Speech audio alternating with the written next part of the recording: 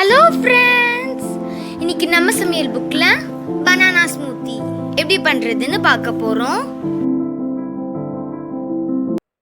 Banana smoothie பண்ணுறதுக்கு ஒரு mixie ஜாரில் 2 பெரிய சைஸ் வாழைப்பழம்,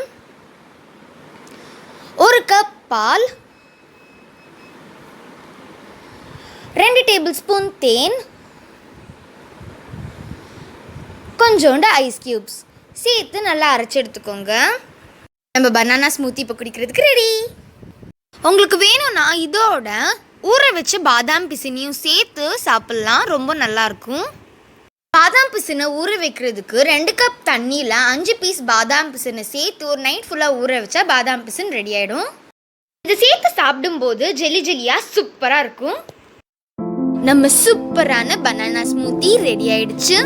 இது உங்கள் வீட்டில் ட்ரை பண்ணி பாருங்க.